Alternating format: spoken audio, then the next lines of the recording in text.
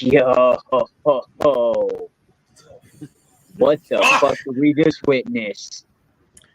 First off, man comes back, says no words, throws hands, and then like demolished, confused.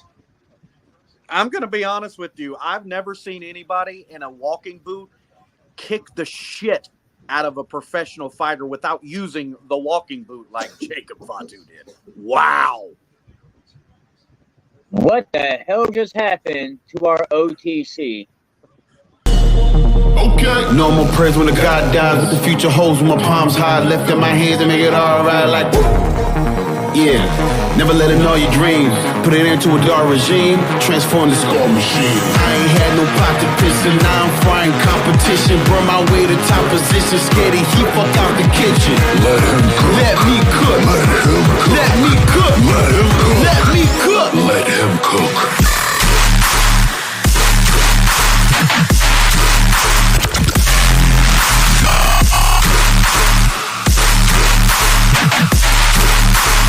I'm frying competition. Yee. What the fuck did we just witness? We actually saw the bloodline. We saw the bloodline just crack Roman Reigns' shelter. And that hasn't been cracked since Brock Lesnar. Let me tell you. Wow. Bro, I haven't seen nuts. Roman. Hey, you know what, bro? I have not seen Roman thrown around like that since Braun Strowman. Yeah, no doubt. No doubt. On soul. I can't. I'm still trying to, like I said, comprehend what the fuck I just saw.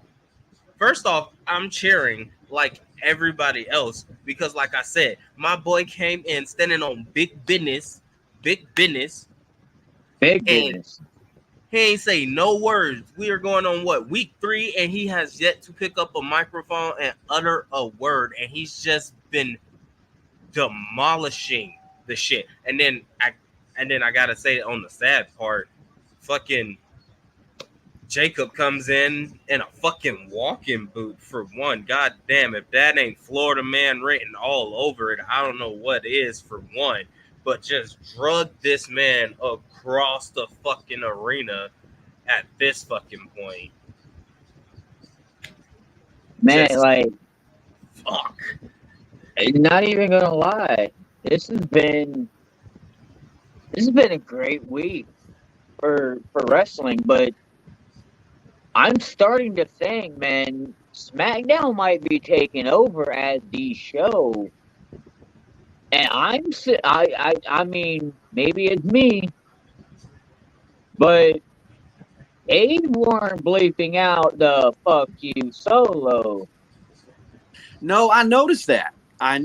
There weren't no bleeps at the end. You know what that means? That means that too.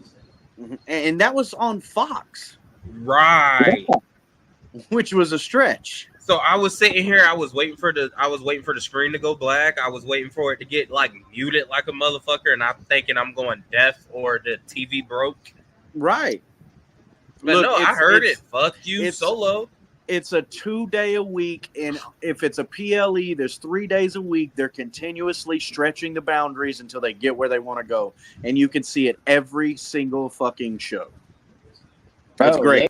They are killing it right now. Like, hey, just like the opening song and credits say, bro, let him cook. Him is Triple H. Hey, I was gonna say cooking. Because I was gonna announce it tonight, but you know, Jacob Fatu wasn't due back for another week. And you know, and we'll get into this later. Because of the passing of a member of the Bloodline today, I really didn't see Jimmy coming in at first when we were talking about it while we were watching it in backstage. You know, I could see Jimmy. Okay, now they brought out Jacob Fatu when we all kind of heard that the reason why he got injured was to prevent him from having that physical confrontation. But they only waited 2 more weeks to give it back. I didn't think it was ready. But when that happened, I'm like, okay, it's time for Jimmy to come back. Whoa. There's a reason Jimmy's not going to come back tonight. I don't think Jimmy comes back till if they do. I think Bad Blood's when he comes back. If this is the pay-per-view they're running for, Mm-hmm. Because there's a part of me believing Raw might be Bash at Berlin. Right. And SmackDown might be doing Bad Blood. Really? And then Survivor Series might be a duel. Really? Ooh, go back to that old school. This show I'm do getting this that pay-per-views. vibe, right? I'm getting that vibe. This show get these pay-per-views. Yeah, like when you're watching Raw, I miss that. I miss that because then it's not okay. Don't get me wrong. When I say this, I love PLEs where all the shows are included. But do you know how many fucking storylines you got to keep up with?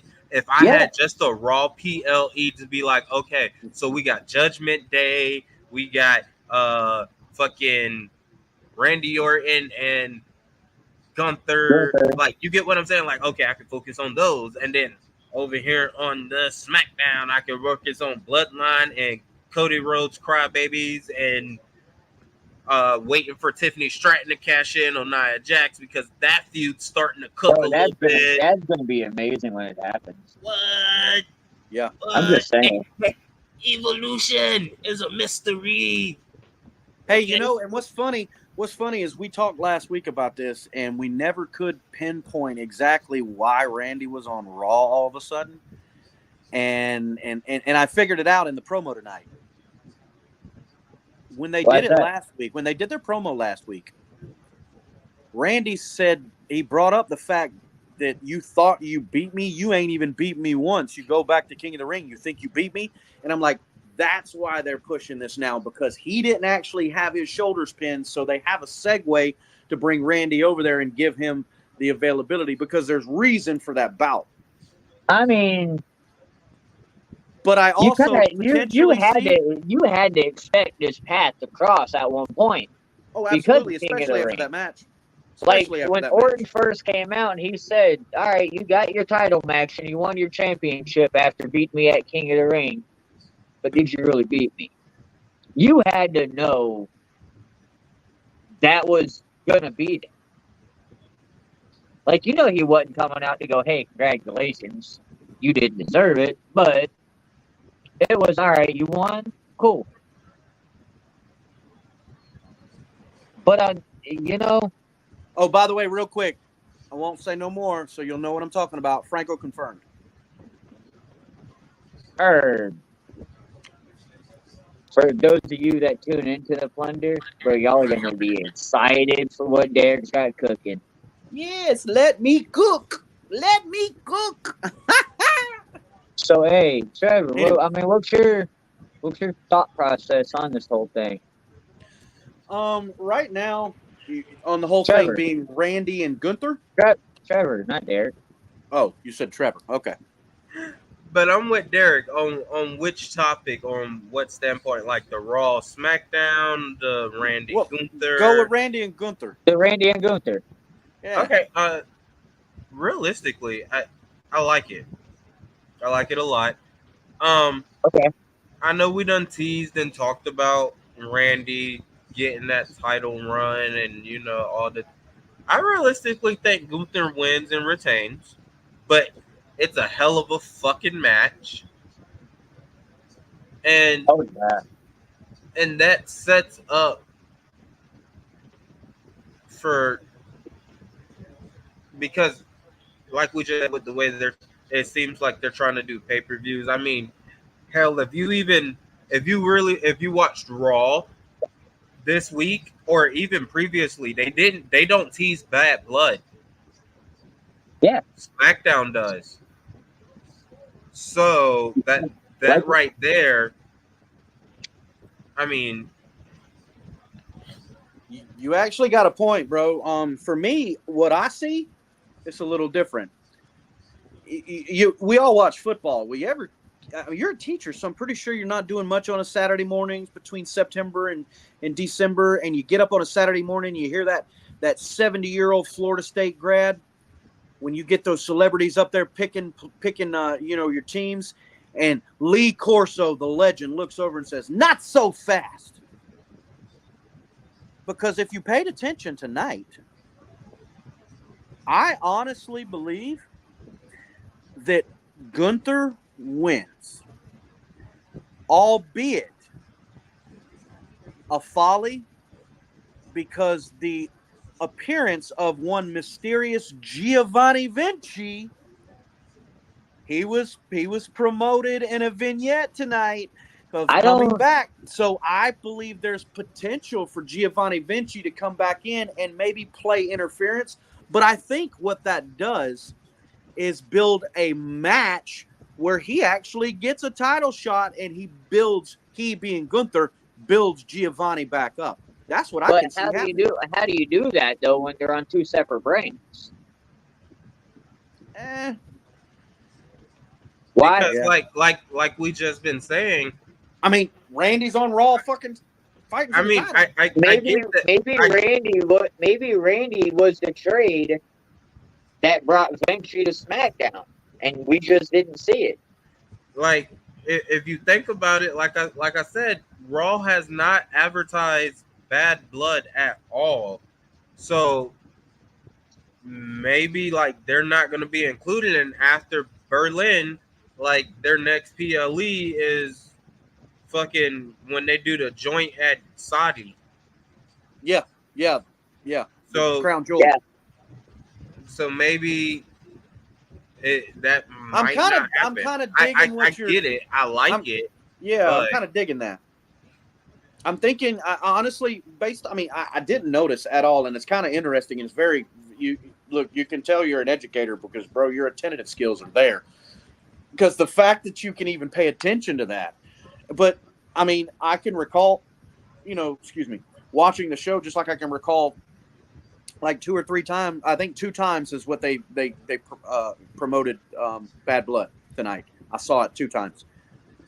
I don't recall seeing the advertisement in a while, and that's why I can jump on board with what you're saying. So maybe, but what's the card looking like for Bash at Berlin?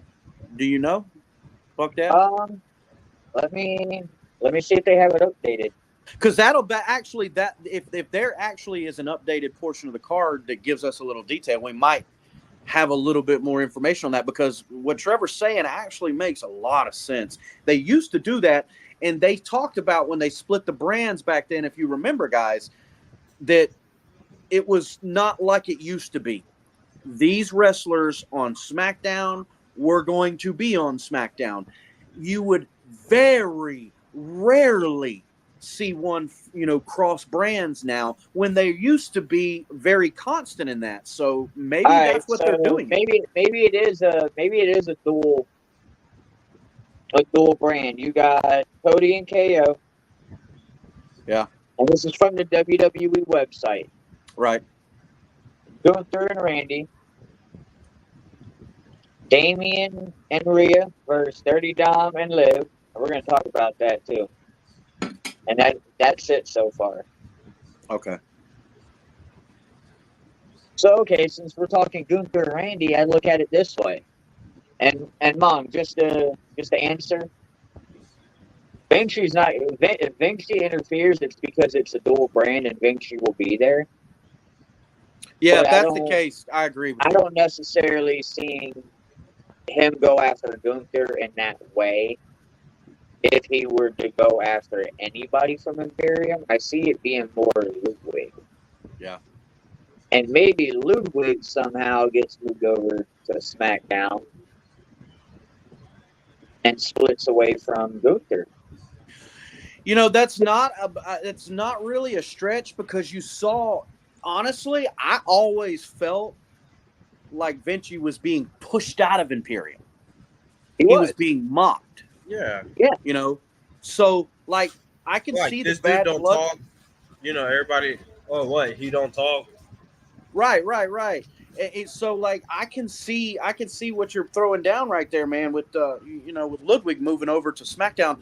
But again, do they do that, or do they just build, Vinci and completely dissolve his association on both accounts, good or bad, from Imperium, which seems to be nothing right now. It seems to be just Gunther and Ludwig being Gunther and Ludwig, and it doesn't seem like Imperium is there. I don't recall being being notarized as Imperium, in the last few weeks. But it's definitely something to keep an eye on looking forward. Yeah, it is. Now, going away from that, another Raw thing, Raw update. Seth is going to be out after the attack on Bronson Reed, and R.I.P. R-Truth. Yeah, I ain't heard shit about him. Off of his ass. Look, you ain't heard you ain't seen the death certificate, the fucking the autopsy report. You ain't seen shit on R-Truth. He ain't even made a fucking TikTok. Listen, they done put him in the clouds on TikTok. They done put him in the clouds, gave him his angel wings. Listen, I'm gonna tell y'all right now, that shit happened, and I immediately went to the group chat and was like, well, damn. Yeah, I remember. Yeah, you did. Well, let me ask you this. As far as Bronson Reed goes, Trevor, do you really think he's capable of holding the momentum and building his character? Because there's been a lot of questions about him over the last few months, like, why aren't they pushing him? And you could see, now granted, you got to take experience and continuity with the other wrestlers to be able to get in the ring week in and week out like the big timers do. The ones that we really believe in and the ones we cheer at, whether we hate them or we love them, these guys are in the ring all the time. And Bronson Reed, up until the last few weeks, has been like one of those mid jobbers. It's a hit and miss when you see him, and it's been mostly in promos. Yeah, but he's taking that Braun Breaker approach, because we had talked about it too. Okay. So this was what I was gonna say. I'm a Bronson Reed fan, first off and foremost. I gotta get that out there. Oh, absolutely. Second, I'm gonna say this. I've been enjoying seeing the little bits because, like, if you look at it at a different side light, he's quote unquote, he's not the height. He don't got the height. Okay, don't take the height in account. Just think. That's Big Show. Yeah. Okay. That's what I get when I see that. So that's why I was okay with let it slow cook and see where it goes. Because if you look what Triple H has been doing, anybody that wins that Andre the Giant Memorial, he's been trying to push him, but he hasn't pushed him off like, hey, there go the whole leash. He's been baby it's not like winning the Royal Rumble. And baby spooning. Right. Yeah. I like the way it's going.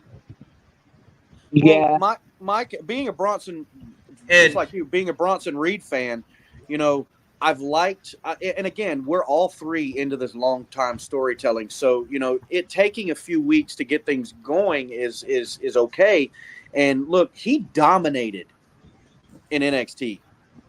He was, but he also didn't stay that long, and they moved him up quickly, which, in my opinion, from my experience, that typically means that they're ahead of the game. Hang on. Not necessarily. Bronson Reed's got a story, bro. Corey put me on game with Bronson Reed. 2021. Right. When they first started, after we'd gone to WrestleMania, we were able to hit that SmackDown for his birthday. Mm-hmm. They had just released Bronson Reed after they had brought him back. Okay, so they initially released him during the cuts during the pandemic, brought him back, had him going in. If you released him right at that point around Corey's birthday, brought him back briefly to NXT and then moved him up. So he's been going with WWE on and off for about 5 years. Like, I thought it was going to be the next Ryback with the way it seemed like it was going. So So I like that they're buying into him finally. Like, this is what Triple H is looking for in the big guy. like, I'm not gonna lie, like you said, at 100%. The reason I say he gave me Big Show feels is because, like, I felt like this is what Big Show should have been. That big, agile kind of dude. Like, if Big Show could have been at least a half a foot quicker, holy fuck. This reminds, He'd honestly, have been nasty. hey, for real, this reminds me of, and rest in peace to him. I know it's not necessarily the same bloodline, but it reminds me of Umaga. Yes. He's got the ability. I think Umaga opened the door for these type of heavier set athletes to be able to go, I'm athletic too. And that's what opened the eyes to even guys like Hunter when it came to creative. Like, okay, you got these guys, I can build around them. Look at Ivar and Eric, man, with the Viking ratings. Yeah. I mean, it's been a minute. Did they both get hurt, or did he go down to NXT? Ivar What's going Ivar on went with to Ivar NXT right now? and I ain't can't. heard Bro, of they him need to since. bring them back, but repackage. Well, when he had a match. He had the last time I heard of him, he got beat by Obi, or what's his name in NXT? Obafemi. Obafemi, yeah. Yeah, because that was the last I heard of him. On NXT this week too. To him. Yeah, that was the last I heard of Ivar. But look, Ivar, dude, that cat. I mean, he might be injured for a little bit, And that's what I think he is. Or maybe but it's all right though. Maybe they send him away. Well, if you think about it, when they repackage people, they send them away for a little while. Time out. They ain't repackaging him more as a fucking singles wrestler though. You give him time to recover with his injury. You got Eric over here recovering from his. By the time they're both healthy, you picture creative. You get that fucking mask off of Sarah Logan, bro, or Valhalla. Because I'm not buying into that. Me either. But bro, give me back the original War Raiders. Yeah. Give me that before the mask would work. The mask would work if it was not the sense of what she was trying to play, but in the War Raider sense. It was yes. Working. It doesn't need to be the centerpiece. Right. They're the centerpiece. Yeah, and that's where they need to be the War Raiders, bro, because they were better. I bought into them. I did too. They were a good tag team. Because they didn't, I mean, I've seen a little bit of their NXT work because I got free WWE Network at the time. So they're impressive. I liked that they weren't legit dressed like Vikings off of a TV show. It gave you that War Raider, like, bro, it looked like a set of Oakland Raider fans, bro, popped up on NXT.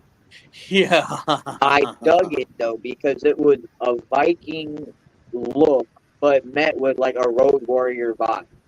Yeah. And I could buy into that type of shit. And then the moveset, that's where I like the big guy. Now, with Bronson Reed, I like the approach they're taking with him because now bro, guarantee you're going to get, like Mom said, Braun Breaker and Bronson Reed. Yeah. He's taking the same approach, which is going to run him around to the IC title. Now, I can't wait to see that. That's going to be, as the old Jim Ross used to say, a Donnybrook. That damn thing right there. That's going to be a slobber knocker. Boy. Holy shit. That would be an awesome fucking match. But something that I believe that they need to take 4 to 6 weeks to verbally build up. They don't need to touch each other for like a couple of weeks, need to run their mouth and be held against each other. And then you need to see them scrap around a few times, week in and week out leading up to the PLE, because What I that would, match, holy so shit. what I wouldn't mind when it comes to it, and I get where you're going at, is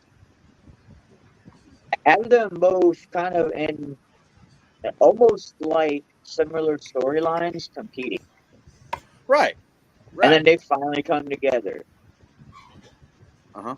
Or maybe you do an open tournament. I don't know, bro. Maybe they keep feeding Bronson, or maybe they keep feeding Braun Breaker all these random people. Feed them Chad Gable, let Chad Gable get his ass whooped. Feed them the Creed brothers separately. Let them get their ass whooped. Hell, you can feed him Sheamus. Yeah, and then all of it, you get Bronson going, all right, man, quit dodging me. You kind of run that type of story. Yeah. I mean, I'm digging that. bro, that match right there, I wouldn't mind holding off until like Saudi Arabia, maybe even Survivor Series. Well, if we're doing a brand split, maybe not Survivor Series. I'm Okay. thinking Royal Rumble. I mean, you say that, but you also got to guarantee. hang on. You would also think that hold both up. of those guys would be in the Royal Rumble next year. Maybe no. You don't have either one of them in a Royal Rumble. Or no, okay, maybe you do. But bro, you have that match at the Royal Rumble and you make that almost one of those, we're gonna be the Royal Rumble. Yeah. I could see that, bro. You build around that. Dude. And you can go so many directions with those two in a match, like because of their ferocity and their size and their athletic ability combined, all three. Just like those two dudes would make an absolute barn burner in the ring. As Sheamus would say, they would create banger after banger after banger. Hey, and hear me out on this. Now you add in the new big man on the roster, and Odyssey Jones. Ooh. That heavyweight division looking nice. It looks like for the first time since like ever, more like the early 2000s, we have a heavyweight division again. Yes. I was gonna say, I mean, if you really want to go at it this way too, maybe you're pumping up that U.S. title picture or the Intercontinental title picture. You know who they can use to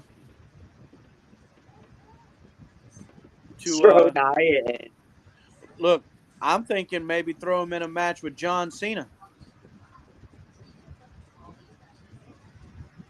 Maybe. Hey, John Cena is the kind of wrestler that would take on a entity like a Bronson Reed. I don't know. Let's not put too. Listen, I read something earlier. Mm-hmm. Speaking of John Cena, Randy Orton had an interview. I guess he had pitched a match with John Cena one last time, and he said, we'll see. If creative puts it in, I'm down for it, but I don't know.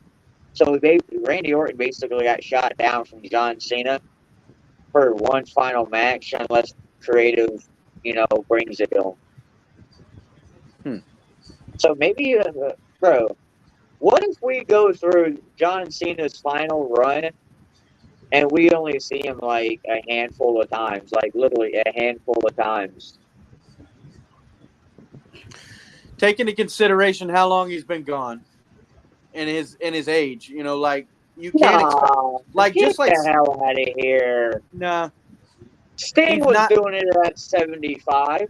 Bro, Sting is also a guy that never stopped doing it. John Cena is just like The Rock. He stepped completely away from the business virtually for years. And that makes a huge difference when you're talking about coming back after years of being absent and then making a year-long run. Okay. So, I could see him in 8 matches that year. All right, you know what? I see him in 8 to 10 matches. Time out. Just to give y'all the preview real quick of what we're cooking with. September 6th, you're gonna get to see more of this. But I'm pulling the heel turn card real quick. Sun's coming up as you look to the sky, go down to the water and bathe in the light. Oh my love, oh my love. The angels will sing, whisper words of the heart as I'm holding you close. Keep it. Let's hear what you got. Why in the hell would you come back if you're John Cena for a final run if you ain't gonna show up? What's the point in it? What, you just wanted your 5 minutes of fame? Because you're telling me, and Ratings on Netflix. Hang on, and you're giving me the excuse of he's been out of the ring for a hot minute. Mm-hmm. The Rock came back, said, "Hey, what would you like me to do when I go out to dinner tonight? Sit at the bar, sit at the head of the table." 2 months later, we had The Rock showing up on Raw. Trevor got the popcorn. God damn, this is great. Hey, I still got a whole bunch of the popcorn from the baby shower, and bro, I am popping them bitches for heel turn September 6th. Y'all get ready. Friday nights are never gonna be the same. Now back to what I'm telling you. The Rock came back, did this shit, bro. Within 3 months, you've seen The Rock on TV. He may not have been in ring action, Right. but he's cooking. The Rock was cooking. Within So 6 that's what months, you're talking about. Within So 6 clarity. months, you had The Rock in the ring, not once, but twice. Right. So to The get Rock was- clarity, you're literally talking about only literally visually seeing him like through 5-6 times. I'm talking about him having about 8 matches, and with those matches, you're going to see him in between. So doing. hang on. So you're telling me 8 matches total in the final run? Mhm. But man, you might as well keep your big ass in Hollywood. I'm not arguing with that. I don't like me What the personally. fuck? I don't What? like retirement runs. Hang on, though. Here's what you're telling me then. This motherfucker's coming back to take limelight away from the younger stars, make everybody want to wish for him for a minute. And I mean, let's be honest on something. We probably ain't getting him till what, January when they hit Netflix, because he's gonna want to pull ratings on that. And see, that's where I'm going. I believe that, yes, he's going to retire. It doesn't have necessarily anything to do in connection with Netflix deal. But I also believe he is the kind of guy, he's the kind of company guy He'll pull, that he's Triple H still a can yes bring in and man. say, I hear you're retiring, but why don't you help me promote this new thing we've got going on while you're walking out the door? We'll give you a couple of select choice Listen. matches. Listen. Heel turn, and we'll stop. We'll just let it be for that moment, and we'll keep this. We'll leave the segment open. We will rehash out this second part of the heel turn leading up to September 6th, but there is no way that you're going to tell me you're going to bring him back for a handful of matches. His Hollywood career is flunking out. Oh, yeah. Batista's going to take over. He can't beat Dwayne in the ring. He feels like he wants to. I hope we get Dwayne doing the same thing to Cena that he did to Cody. And we're going to leave it at that. When we come back from this little break, we're going to get right back into what was going down on Raw.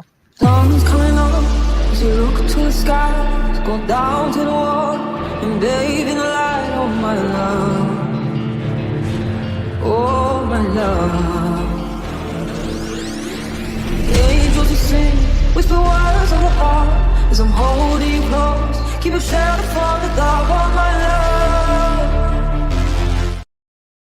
Video. Now, back to the big guys. Let me talk about, since I brought up Odyssey Jones, I know I talked about this, and I just want to say, I think it might be a coincidence. You had Odyssey Jones debut the week before last, or last Monday. You had him debut or then you had his first match the following Monday in Austin. And shout out to Scollywag for letting us get that interview with Little Scollywag. You can catch that on at ReelEighty8 all over social media. Check that out. But you had that match with him, and you had Mark Henry in the audience with his son, who got signed to MLW, where Jacob Fatu is from. Mm-hmm. But to add on to that, you're presenting Odyssey Jones as the modern day Mark Henry. Tell me it isn't. The appearance with the overall appearance, the way they're presenting him with the slam, it's just a modern day. It's a swing power slam, it's sidewalk slam. That was the whole feeling I got when I saw him. Yeah. Now, let's talk about Xavier Woods and his reaction to Karrion Kross. Is it time? Do you think it's time that maybe Xavier branches away from New Day? You know, I've been a fan of New Day. Let me not lie to you. I've been a fan of New Day for almost their whole run. It took me a little while to buy in to what they were doing. And it wasn't necessarily like the dorky perception of the power of positivity. You know, it wasn't that. It was just like I wasn't catching the vibe. They felt in the beginning, it felt like a jobber move to me, and I really wasn't buying it because like Kofi is not a jobber. He's a legitimate wrestler. I mean, he's smaller. He can't really compete week in and week out with these massive athletes. But at the same time, when you threw those three together and they became that tag team, dude, just like the Usos, they dominated the tag team division for years. And what I really am intrigued with is they've teased a defaction in the New Day like 3 or 4 times over the last 10 or so years. Every time it's been Xavier Woods. I believe it's time. I believe he's going to go. I believe that the feeling of Big E coming back is literally faded away because of his injury. Extremely unfortunate. He could end up being like an Edge, an Adam Copeland, and end up spending, a long amount of time. Look, I've got a neck injury. I broke my C2 in 2 spots. The doctor can go in and take pictures of my stuff and literally look at me and tell me I'm retarded if I think my bones aren't stronger. The issue with my injury, and most people when they deal with those kind of, big injuries like that, it's not the bones. It's the cartilage. It's the ligaments. It's the nerves. It's everything else that will hang on, though. He didn't break his neck. No, he didn't break his neck. But his injury... His injury is identical to what Randy Orton did. Yeah. He's got the fusion surgery. I read an article a few months ago. Yeah. The deal is, I think Big E's comfortable where he's at. And, yes, I do have that feeling Xavier's going to go, and I want to pass it to Trevor after this. Yeah. But maybe you revamp the New Day with Odyssey Jones in it? I don't know. What do you think, Trevor? So, I don't know how I feel about it. First off, I was pushing for New Day to get that heel run they never got. Like a true heel run. Could this be it? Can you really make Kofi Kingston a heel? I think so. Okay, hear me out. I can't remember which documentary I heard this from. But it's always easy to be something that you are naturally. And what is that? I could be real. It is easy for me to be a face if I was a wrestler because I'm nice in real life. It is very easy to show that card.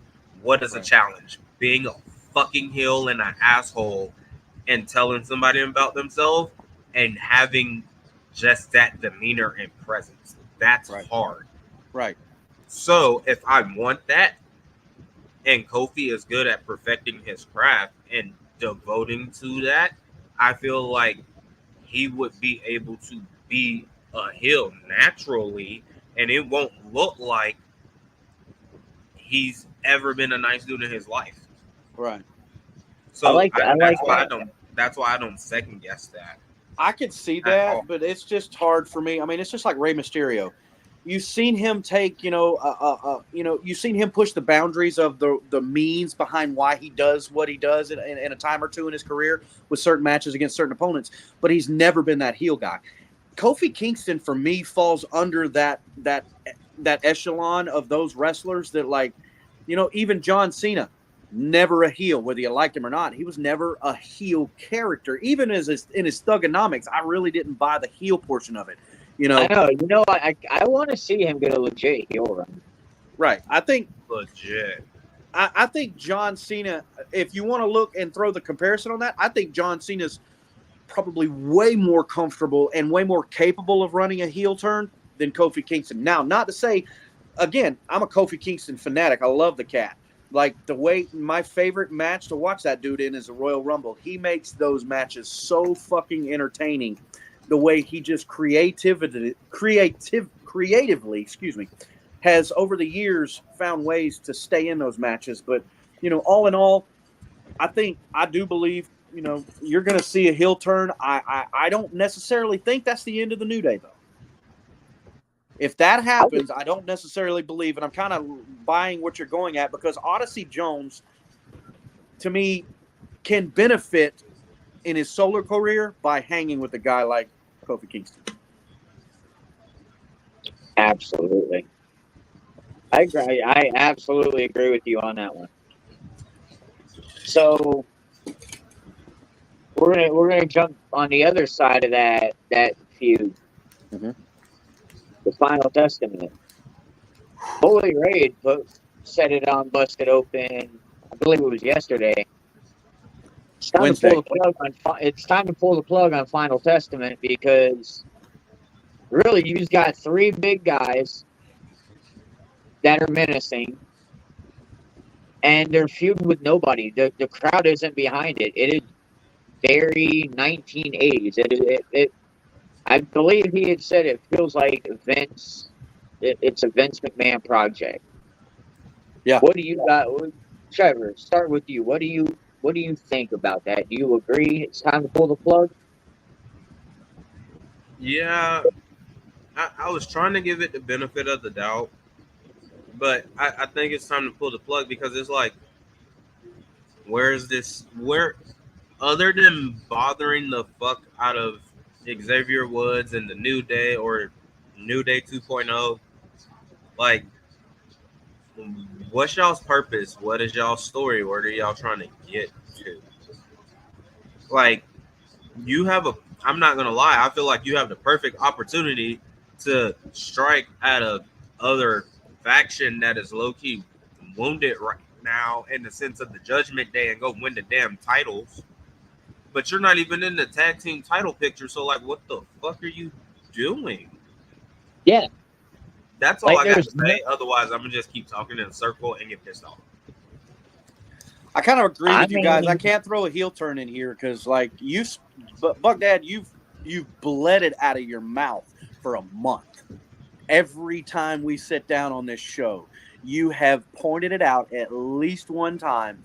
And the first couple of weeks, I was hoping to, come on and see what they were going to do with him the following show. And it was the same thing.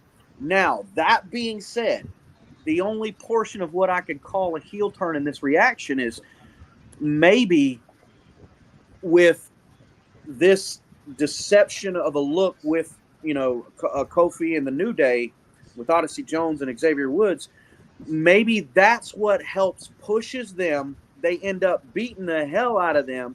Kofi, in turn, gets beat up by Xavier Woods, and that's the split of the New Day, and then they move off from them. So, like, I'm not sure, but I'm ready for it to be over one way or the other. Like, I'm not gonna lie. Out of all storylines going on in wrestling right now, this is the worst one. This is some AEW shit, honestly. Like, I'm not gonna lie. Like, that shit comes Doesn't on feel like TV, and that. that storyline comes on TV, and I'm like, Right, dude. I mean, there's no interest in it. And what's bad is if you remember the Authors of Pain when they first came in, like, they yeah, Bro, they were listen. savage. yes. AOP came in, and I was like, "There's your tag team champions that can break Kofi and the New Day's record for longest tag team champions. Because who the fuck's beating that?" Mm-hmm. Yeah. Mm-hmm. The Usos are probably the only tag team that I could see that legitimately, once you get those guys over, you got to have a really fucking good tag team to beat them because those guys have been together a long time. Right. They've got chemistry out of the yazoo, and they're literal physical combat. They're literal combat fighters in experience. You know, that's literally what they do. So, like, to see them in the ring and being in that combat is a big thing, and it's natural for them. So I don't buy it. But in Karrion Kross, like, that's an AEW talent as long as the day is fucking annoying and hot. Like, Yeah. Karrion Kross, in my opinion, is not WWE caliber. And if he is, then WWE's dropping the ball big time with that guy. No, yeah. So, do you? Yeah, I don't know, man. At this point, I think maybe you just get rid of them. Drop them to, and I mean, get rid of them off the main roster. Drop them to NXT as something. Put AOP back together as just a solo tag team. Get rid of Holy Blanchard's crazy ass cousin. Like, I'm not gonna lie. I really feel like fucking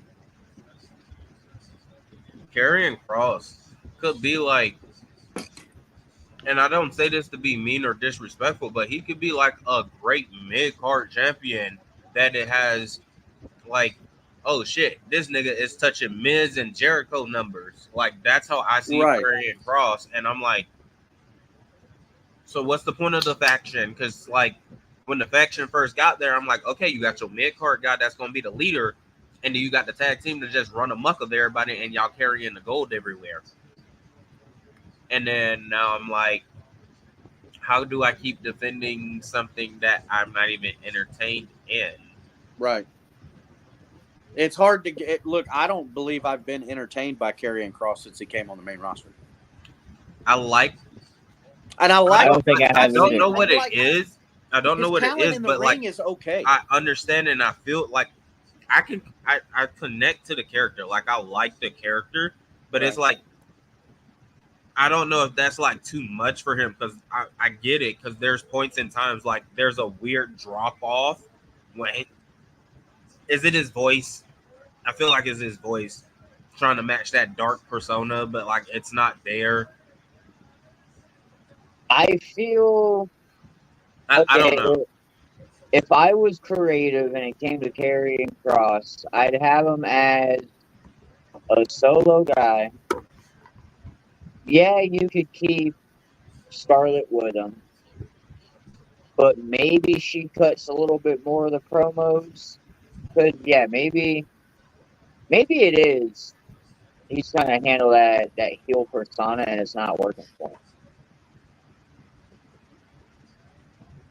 Maybe that's what it is. I mean, if that's the reason why you're teasing Xavier Woods going over, okay, then what are you going to do? Because then that's your microphone. But, okay, so... Like, if that's how you're going to keep teasing it... that, okay, so if you do that, maybe you give him I don't know... Maybe there's somebody willing to be a manager that can, like an MVP. Yeah. Maybe there's somebody like an MVP that can come in and mold Karrion in a way while being that mouthpiece because Karrion can talk, but you limit it.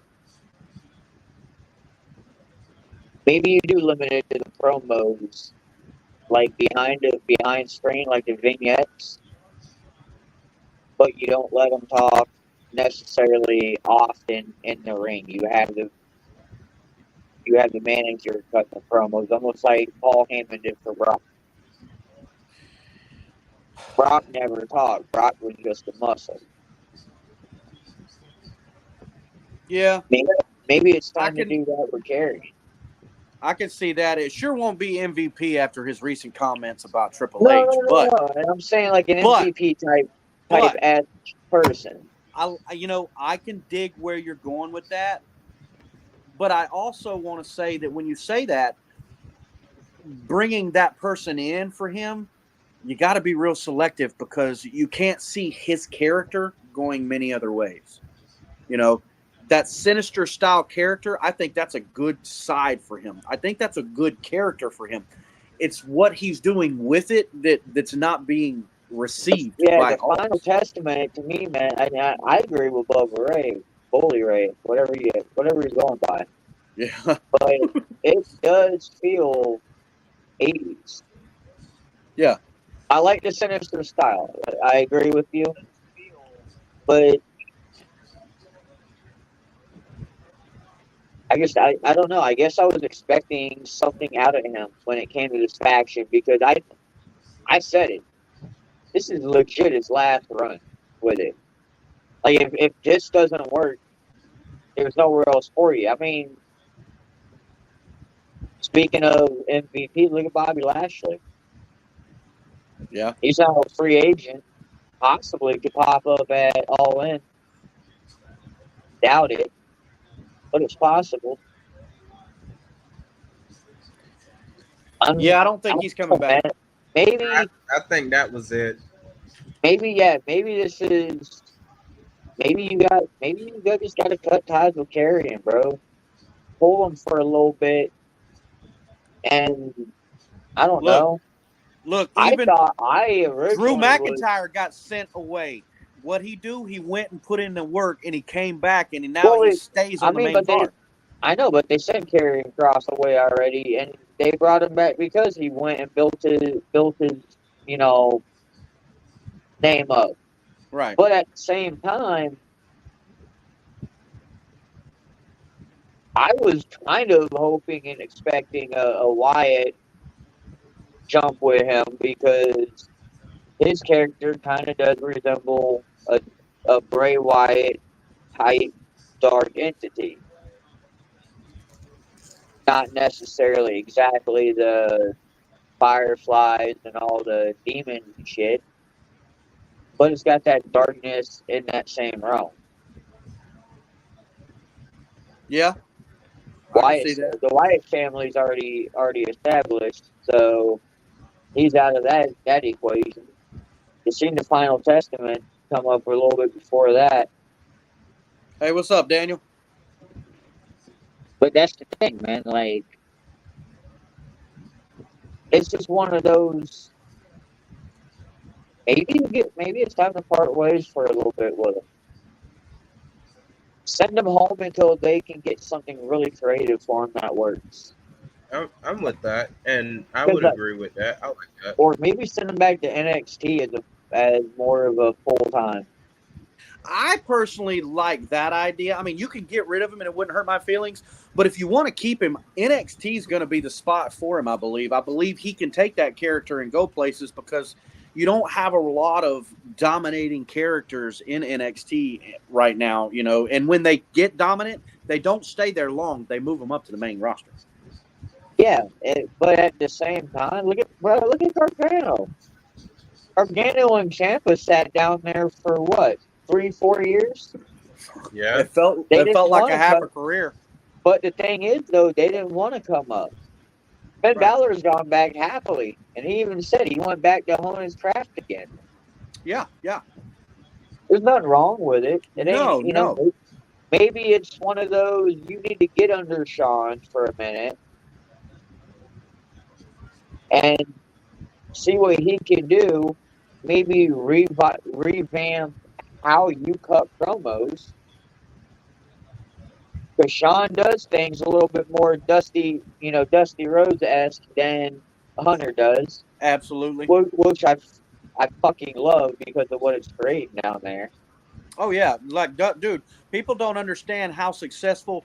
Like Triple H, that's his baby. You know, NXT's his baby. Dusty Rhodes was like, look at Triple H as a lawyer and look at Dusty Rhodes as his legal aid. Dusty Rhodes did so much work to help build that brand before he passed away. It's unreal. Look at guys like I was going to say Dusty Rhodes was doing it. And I want to say it was right before Hunter took over too. Yeah. Hunter had like a little bit of say, but it really became his thing once he couldn't get back in. It was a Vince thing of he didn't think Hunter was going to turn that shit around. Right. And it's crazy to think, man. Vince was looking for a way maybe to get Hunter out. It's very crazy. Like he legit handed him a dead product or a dying product and said, "Here, if you can revamp this, we'll take you to the next level." Yeah. Maybe. But that's also the kind of guy Mr. Vinnie Mac was. He was a push you to the limits, get everything out of you, and reward you minimally. Yeah, well, sounds like he's reaping the reward of his bullshit, or not reward, karma. I really should say. Look, I think with a guy that old, as long as they're taking to deal with him, that's just punishment. Yeah, well, I mean, if what Linda McMahon's saying is true, he could be gone soon. Yeah, I heard about that. She made comments that his health was deteriorating. So, well, get back on the topic on this whole thing. Okay. We're gonna. Can we spin back to that? I just had a thought. Okay. Because, so I know we got 3 brands. With the way creative is right now. Yeah. For 6 months, just for 6 months, would you be okay for an ECW run? Paul Heyman, Triple H, and Shawn Michaels running ECW for a little bit. You get Paul Heyman exiting the Bloodline story. I would, you know what, going to Netflix. Like, it ain't even got to be long term. It could just be for like 6 months. No. I like where you're at with it because remember the Raw Underground? Yeah. Maybe you run something like that on Netflix, ECW. For people that aren't watching WWE Raw and SmackDown because, oh my God, it's Raw and SmackDown. Bring back ECW, bro. And maybe you highlight all your cruiserweights like they originally did. Or you bring back your hardcore type matches. I feel like then hang on, because now I can now I'm tying the knot. Damn, teacher working. The teacher is working. Ooh. So you bring back ECW. I feel like that can help push with a team like the Final Testament. Let them just go and run amok, be aggressive, be extreme, just kick everybody's asses. Yeah, but I don't really want to deal with their ass for this long. I get that. What's up, Rob? I was still trying to show faith. Damn it! I was still trying to show faith. Yeah, I get it, but I really don't feel like listening to Final Testament carrying crosses. Shit, don't let them cut promos. Just let them go out there and fuck shit up. Yeah, but, bro, Roman is the only one right now that can come out, not say a damn word, throw hands, and walk out. Wait, when the tribal chief first came back, what was it? Arrive, wreak havoc, or wreck everyone and leave. Yes. So what are we missing? long-term storytelling here, fellas. Arrive, wreck everybody, and leave.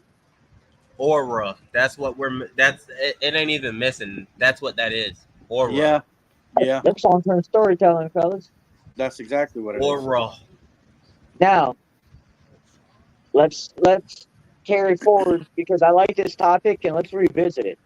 Absolutely. We're going to revisit this because I want to give it a little bit more thought and see what maybe we can come up. Maybe, you know what? Give me a week. Next week, I will see if there's something I can come up with for the Final Testament that doesn't make them boring. maybe that'll be my heel turn for the week, is coming up with something interesting for the Final Testament. But since we talked Bloodline for a second, let's talk. Oh, hang on. Seeing what this. But going into everything, let's talk about the SmackDown side of everything, Bloodline related, but not your typical Bloodline yet. Meechin announced that she will be getting a women's championship match against Nia Jax. What are your thoughts on this? About damn time. I like it. I think them finally pushing Meechin is probably a little bit overdue. I think the fact that she overdue. was I think overdue. Yeah.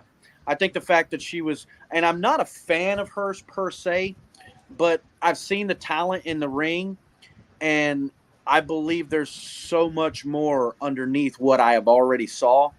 And okay. I truly believe that, and to be fair to Nia, this is a great first title match for her. But you're also going to see how long she's going to hold that title based on this match and how they carried this promo. Well, yeah, because I was going to say, if you looked and paid attention to her match in that NXT ladder match, that was, first off, banger of a match.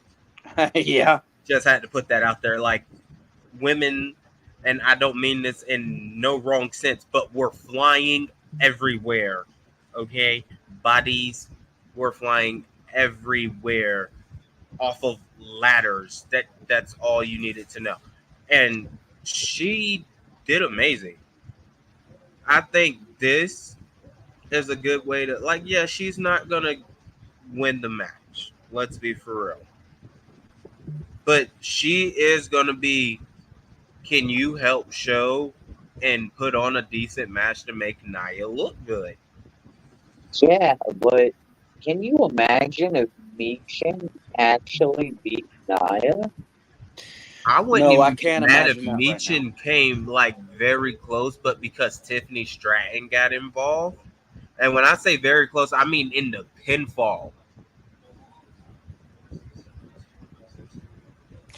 I can't see Meechin winning and beating her. I can see her going over in the match. Okay. But I can't see them. I can't see her as the world champion right now. I mean, I get that, but sometimes singles women's champion. Sometimes like the women's United States champion. Ooh, see, yes, because they were. I heard news this week. Speaking of which, I was going to say, if rumors have it, and they have been confirmed to be bringing on those mid-card titles. Now, going into that real quick, that, from what I'm hearing, could be happening in Saudi Arabia. Ooh. And it could start with the Women's Intercontinental title.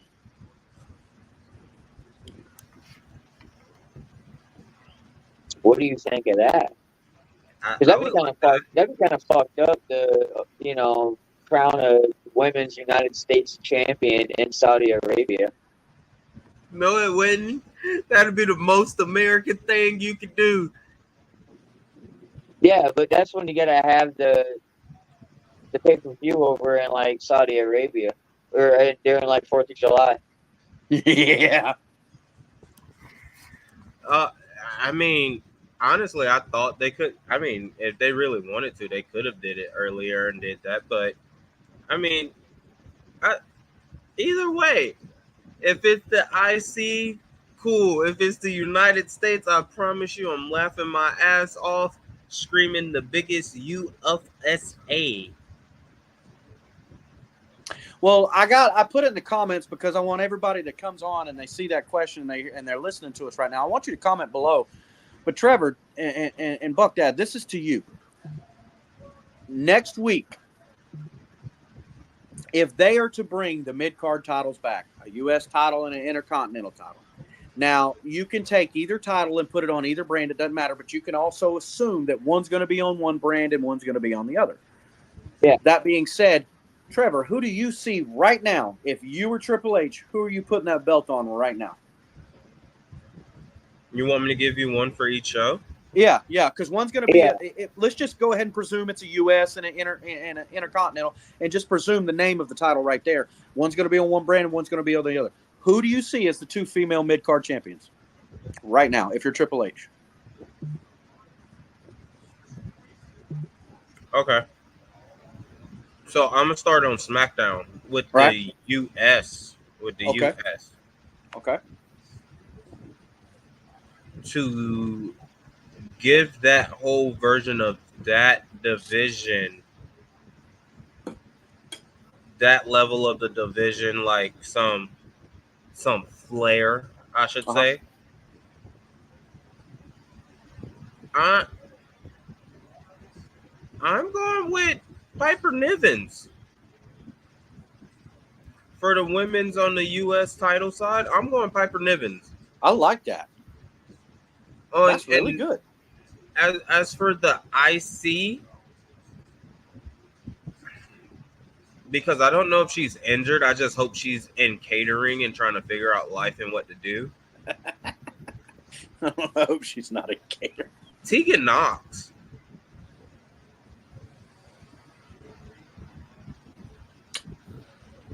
You know, I'm going to pull a heel card there. I think Tegan Knox is not the same wrestler she was before her knee injury. Well, obviously. Nowhere near it. Well, my point is when saying that, I believe, like, if you remember, because I was a Tegan Knox fan.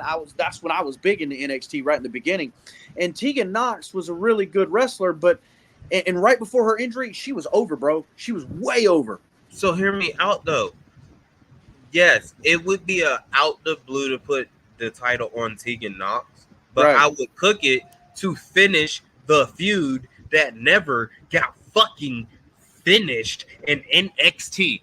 I'm talking about Tegan Knox versus Dakota Kai, and I want that bitch in an Iron Woman match for 60 fucking minutes. I like that. Is something I can get on board with, my man. I like that. Now, while you were away, I don't know if you heard, the SmackDown mid-card title was Piper Niven for him.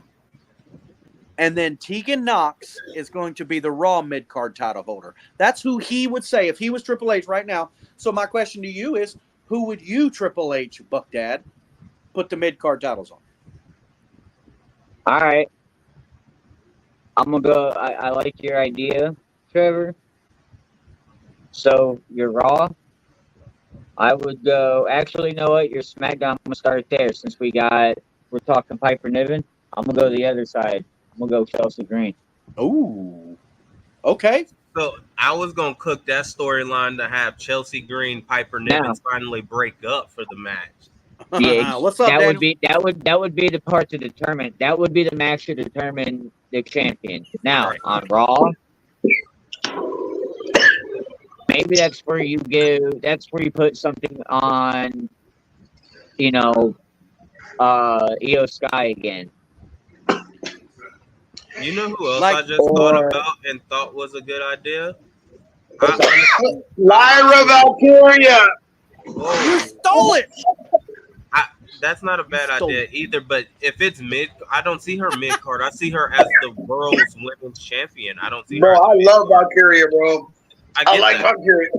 I get that. I don't see her as a mid card. I see her as you put her in the main event. I really think now here's mine. You know, I struggle with women on SmackDown because I feel like most of your competition is on Raw as far as the female competitors go. You've got a smaller group of your upper echelon female wrestlers. But Piper Niven is probably the best choice on SmackDown right now for that mid-card title.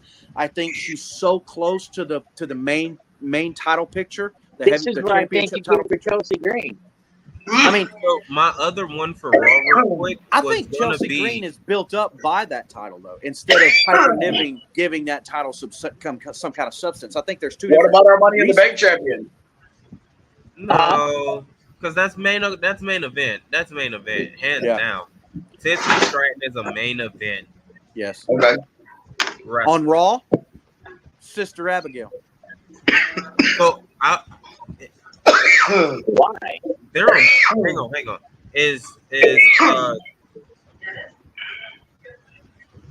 Johnny Gargano's wife and homegirl on SmackDown, right? I think I'm they're. done with it. Or they're on Raw? I haven't seen them I in a thought minute. they were on Raw. No, they might be on SmackDown because Hunter's pretty good about keeping husband and wives together. Yeah. Okay, I'll check that. I'll look that up real quick. but that would be my other choice because her NXT title run was cut short because she got drafted to SmackDown. That would be my other one. I would possibly throw the mid card title at.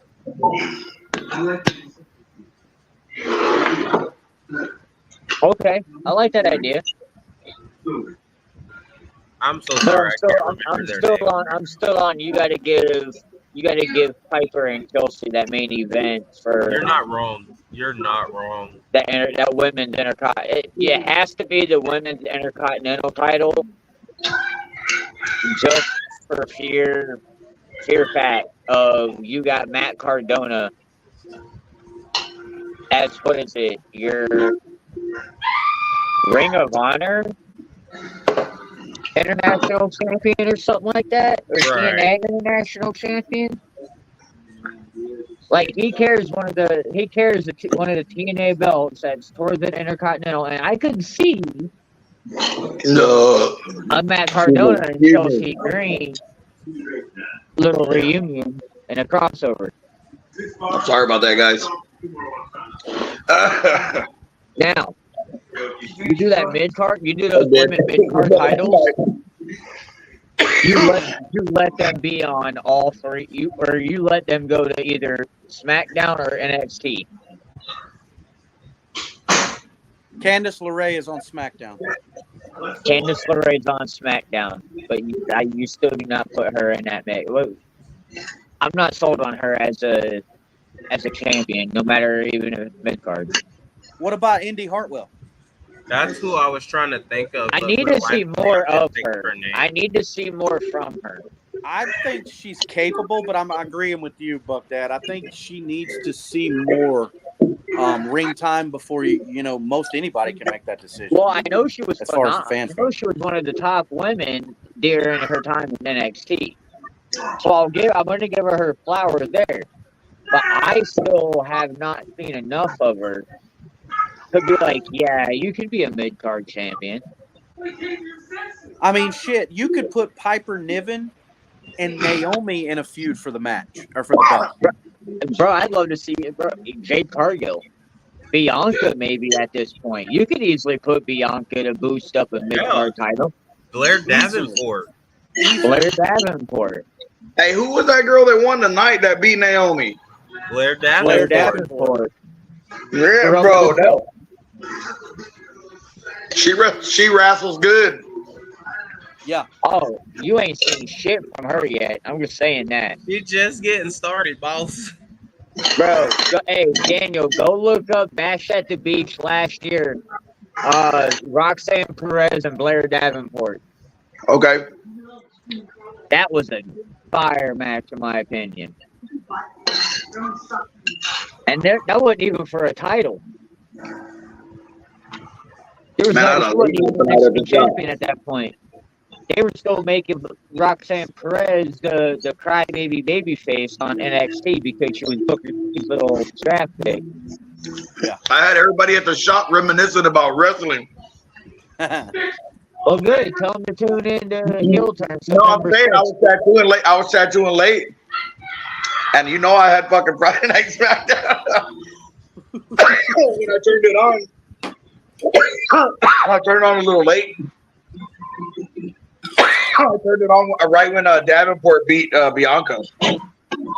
I mean, Naomi. Sorry, Naomi. Yeah. Let's talk about that real quick, though. Isn't that a little bit of a surprise that Naomi lost in Orlando? Yes, dude, I was freaking out. You know, it is, but if you look at the, you know, while I was listening to you guys chat and looking up that information about Candice LeRae, I was looking over all the women on SmackDown.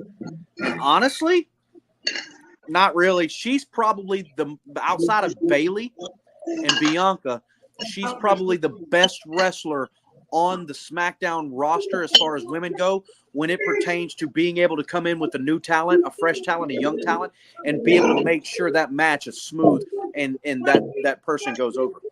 Hey, I got a question. I came in late, so I don't know what y'all talked about yet. Not like you. Grown up, motherfucker. Have y'all talked about the main event? About not the main event, Solo Sikoa, Roman Reigns. Well, we've touched on it, but it hasn't been really in focus yet. What I want to know is, out of all the people that were there, why didn't anybody come out and help Roman Reigns? This is why. You know what? This is why. Save that because we ain't got there yet. Yeah. I'll answer that question. I just it blows my mind ain't up. missed it yet. Okay, I haven't missed it yet. And we will have Trevor back. I know he's dealing with difficulties right now. Yeah, hold that. I'll answer that. That's actually a very easy one, but that's coming from a guy who literally don't miss wrestling and hasn't for 30 years. Now, but I'll answer that for you when we get to it.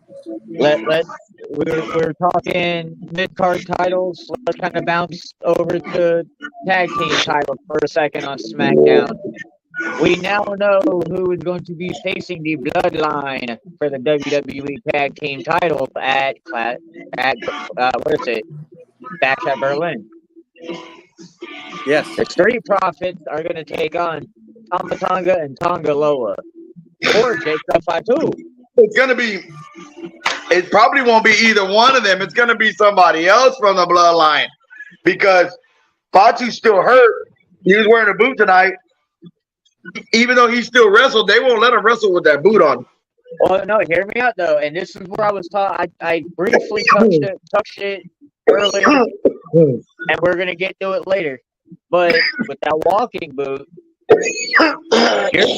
you're gonna see, because he wasn't expected back till next week. The injury really was just he bruised his shin. That's all it really was. It was a deep bone bruise. The walking boot is really just cosmetic. The walking boot is actually a preventative. Yeah. Right now, that walking boot is really just a cosmetic play. You're gonna see a little bit more from him over the next couple of weeks. I know we don't want to get into it or whatnot, but how about how stand up it was for Cody Rhodes and how fucking much respect they have for each other, that they're not out there talking shit about each other, wanting to bash each other's brains in. You know, Cody still came to KO's fucking help tonight, even though they're fighting in 2 weeks. That's some stand up shit. So this feels real AJ Styles. There's no hate feud-esque. This feels real AJ Styles feud-esque. I can see that. You know, but this is, instead of AJ Styles, well, I deserve a title shot. Kind of like Sammy and fucking what's his name. In a way. So I respect you. You know what I'm talking about, Chad Gable? Sammy and Chad Gibson give him a You're shot. going to see Cody Rhodes snap. And you're going to see KO snap. And you're going to see a brief heel run for this. You have to. I can see it coming. You've seen it coming for weeks. Otherwise, if they don't do it, and it's a heel, there's a face, expect Solo Sikoa to get involved. Expect the bloodline somehow to get involved. Yeah, all they want is for Cody not to have the belt. But does Cody keep the belt until WrestleMania? No. Cody's dropping the belt soon. Cody will drop the belt soon. And you know what? Could be bad blood. Could be in Saudi Arabia before Survivor Series. Could it be to Kevin Owens, though? Absolutely not. Not at Bash in Berlin. It will not be to Cody Rhodes. It is. They It don't might want- be to, you know what? It might be to Randy Orton. It might be. One of them is getting their shot soon. Randy Orton's gonna get that. One of them's gonna be a champion. I think Randy Orton's coming to the end of his fucking career. He is. So I think they're gonna give him one last hoorah and let him get his championship, and then somehow get it taken away from him right away. After he's gonna, I believe he beats Gunther, bro. Nope. He's the legend killer, bro. Let's not forget about that. Yeah, but okay. Can you kill? I get the legend aspect because my words were about to be, where the hell is Gunther a legend? I mean, Gunther held the U.S. title longer than anybody ever has. That's The legendary. Intercontinental title. Yeah, nobody's ever held it as long as he has. No, and I get that, but here's my thing: 75% of Gunther's WWE title or time in WWE has been with a title. With the That's title. including NXT. My issue with it, it's time to take the title away from Gunther and see if Gunther's worth the damn without the title.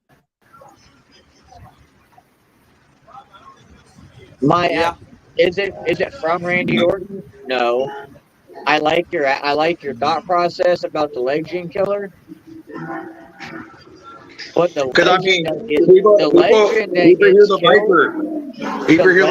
and whatnot. Hear me out though.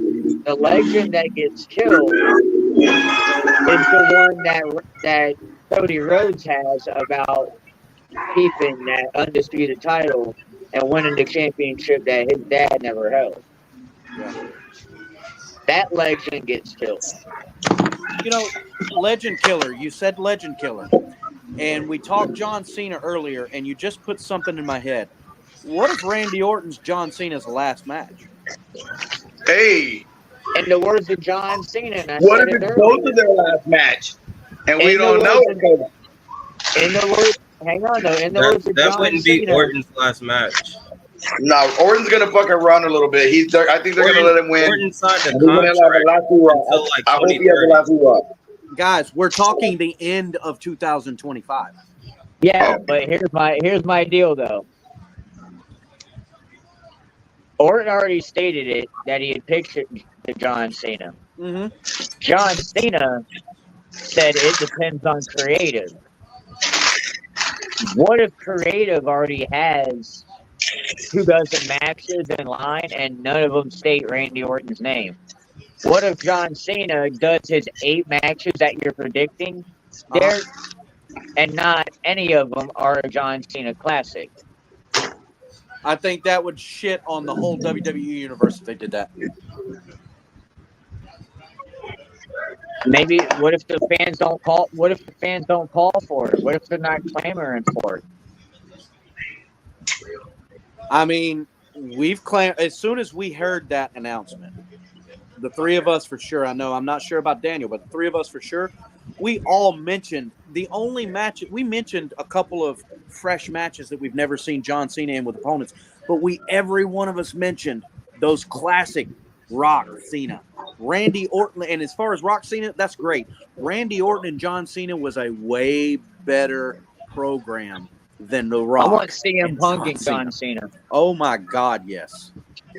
But That would be great. But I want a heel run John Cena in the same way that when he did that Firefly Funhouse match with The Fiend and Bray Wyatt at Mania. How at one point it was NWO, and speaking of NWO, I like what Rob said with the bloodline, and I think I had said this a few weeks ago. But what if that is the style that you get from John Cena? What if that is the heel turn? None of us thought Hulk Hogan would ever turn heel, right? Okay, hey, so now that Trevor's here, look, hold on. What if John Cena goes heel and turns on Cody Rhodes? It could happen. Dude, anything could happen with the storylines they got going right now, dude. But can we go back to that question I asked you guys when Trevor went down? So my question is, why did nobody come out and help Roman? We'll get to that. We still got. We're almost there, baby. So I'm sorry, dude. I was at work all fucking night, so I'm peeking over my shoulder tattoo and like, man, what the fuck's going on? Goddamn. Like, literally trying to rush a fucking tattoo, bro. Like, fuck. Let's talk about this real quick, because everybody's talking about LA Knight. Defends his U.S. title next week against Santos Escobar. Look, I like Rob's assessment of Daniel. He needs a beer right now to calm him down. Yeah, you do. Hey, okay, well, how about this? Do we see Drew McIntyre ever get a championship? Yeah. Yes, and I love that. Hey, and just to let everybody know, before we end the show, I want to give Daniel a little time to kind of, live on tonight's show to kind of give his, just in case nobody caught that interview with his daughter the other night, kind of give a recap of his Monday night. Bro, Monday night was absolutely fucking fantastic. Started off with, we got there, walked about a block up the fucking hill. One of the longest walks I've ever had to make in like 10 minutes. By the time I got to the top of that hill going up, dude, back of my calves and my hammies, bro, were burning. Now, mind you, it's 115 degrees, it felt like. Downtown Austin. I get there, man. We're outside for at least an hour, maybe 45 minutes before they finally let us in. They didn't let anybody in. The doors opened at 5. They didn't let anybody in until like almost 5:20. Oh, wow. Damn. They had fucking EMS on staff on call, bro, at every little spot. They were wheeling people out of the fucking crowds. Oh, I bet they were. Passed out, fucking dehydrated, falling out. People spending all that money on tickets to fucking pass out in the heat. Daniel, one of the things Daniel was showing, was a bottle of what was it, vodka? Yeah. That was beginning. We went and saw and met Drew McIntyre. Annabeth got her picture taken with him. Got a figurine signed. I got to meet him. I talked to him. He shouted out Sarah and sent her a little message and talking about his one last feeling. His one last feeling that he had, that she heard it for not showing up. That made me a Drew McIntyre fan like 10 times. He's like, Sarah, you hurt my one last feeling that I had. That was such a great moment. That was history. So great. It was super great. And then we get, like I said, then we come home, we rest, relax, get up out there. Once we get inside the arena, it's the atmosphere just got different. Like, it felt different as soon as I walked in. Being out in the heat, everybody out there, whoa, and whoa, and whoa, and yeet, yeet. At one point, bro, I just stopped. I got mad, and I was like, hey, quit yeeting. Let us in, goddammit. It's hot as fuck out here. You made it. I'm like, no more yeet, man. Said, no more yeet. Just get it done. Just let us in, man. It's fucking hot. Like I said, we finally got in. We got our seats, and we sit down, and Annabeth's like, oh, my God, we're so close. She's like, oh, my God, it's awesome. And then, like, it just from then on, dude, every 5 minutes, it seemed like Annabeth would turn to us and be like, thank you so much for bringing me here. Thank you so much. Went to the point where we both had to tell her, okay, Annabeth, we get it. We love you. We wanted to bring you here. We know you're happy. Bro, you know what? Though? That's still cool as shit. The fact that you have a kid that is like grateful for that shit. Oh, dude, she loved it, dude. You did, and good. look, she likes Olivia Rodrigo a lot too. Now, if y'all know anything about Olivia Rodrigo, yeah, thanks, she's like bro. the Mexican, Yeah, she's like thanks. the Mexican Taylor Swift type shit. Yeah, thanks, bro. Because my kids heard you talking about that during the summer when we were talking one day, and I had to play it for a good solid hour on their phones. So appreciate it. Yeah, you're welcome. You're welcome. Anyway, you know, she like they asked her, you know, what was better? What was better, Olivia Rodrigo or the wrestling? She said, "Oh, wrestling by far." Look, Yeah, the enthusiasm, the She said she enthusiasm liked I've wrestling seen from better. her every time she's come We're on with us a couple watching of it. times, like 2 or 3 times, about this, and then seeing that interview and then being a part of that, dude, that was as a 44-year-old man who doesn't personally know that little girl, that was that touched She my liked that the touched me a little bit. I was $300 like, fuck wrestling yeah. tickets better than the $1,000 I spent on Olivia. It had nothing to do with how much money you spent on tickets. I spent She $1,000. loved it more at wrestling than she did at the concert. And she's like, she loved the $300 tickets instead of the $1,000 tickets. I mean, Hey, bro, she paid almost $1,000 for the seats, like that were in the back behind the fucking like way nosebleeds. Hey, bro, for $1,000, you can stand outside the stadium that Taylor Swift is in. For $500, you can get into the town that she's in. It was unfucking real, dude. I was like, bro, Annabeth loved it, dude. She got her face painted, and they had all kinds of old school face painting, like not the wrestlers that were like not all the wrestlers that were like they had the OJ Uso orange face. I was about to say, hers felt very old school original Uso. Well, that's what it was. It was Jay Uso on there. They had Finn Balor when Finn Balor had his face painted. Demon, yeah. Yeah, they had Finn Balor like that. They had the I don't know, the one that had like the Io Sky, I guess, one of the girls that looked all crazy. Probably it may have been Asuka. They had Papa Shango. Papa Shango, yes. That's the guy I was trying to think of his name. I didn't want to get it wrong because I didn't want to look like an idiot. Yo, speaking of that, isn't it crazy Papa Shango went from a voodoo? Isn't it crazy Papa Shango went from voodoo to a pimp? I just saw that they had the voodoo face there. Yeah. And immediately she's like, I want the Uso face. And they interviewed Annabeth there. They asked her questions. The local fucking UT news station, whatever. Oh, hell yeah. At Moody Center, they did a little interview with her. Because she was out there with her blanket on. I mean, it was hot, but she had her Cody Rhodes blanket tied to her neck, bro, with her Cody shirt. But you know what? Yeah. She wasn't getting burnt by the sun because she was covered up by the blanket. Hey, smart kid. And that sun was beating, bro. That sun, I mean, it felt like that sun was touching me every time.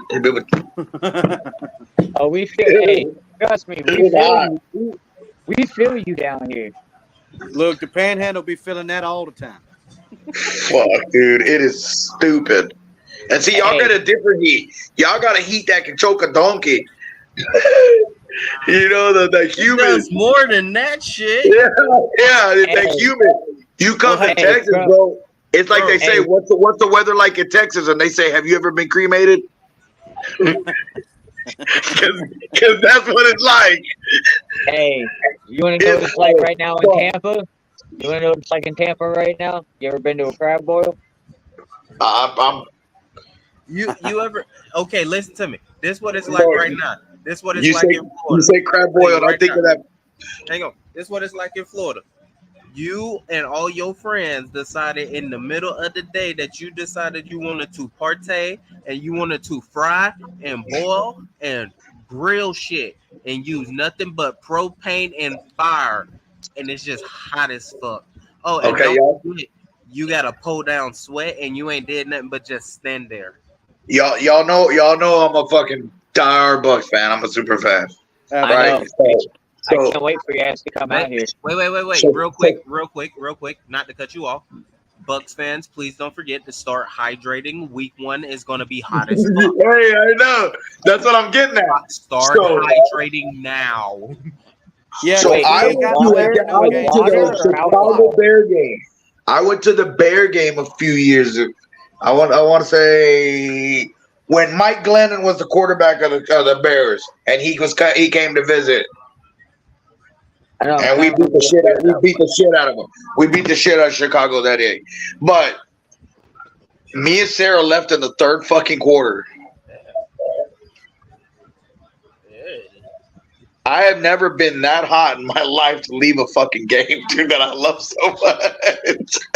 Bro, going to, and not to get off topic because we're about to hit your question that you were asking, but Creamsicle Day, being out there for that hour was hell, bro. Being in gear, yeah, it's gonna be a hot ass season. I think we're pretty close, bro, in heat temperatures, Listen. bro. Listen, when the Yeah. other southern states say it's hot, I don't even want to argue with them. I'm like, bro, fucking same. Yeah. I lived in Kansas, so I've been to Texas, and I feel for you. So yeah, I think we got about the same heat. Just it hits a little bit different. Yeah, y'all got a humid, dry. We got a dry, hot fucking Yeah. heat. Listen, Not humid. I'm talking. You could be in I the got a shade, friend that drinking a lives cold in beer, Connecticut, still and sweating. she's talking about it's hot.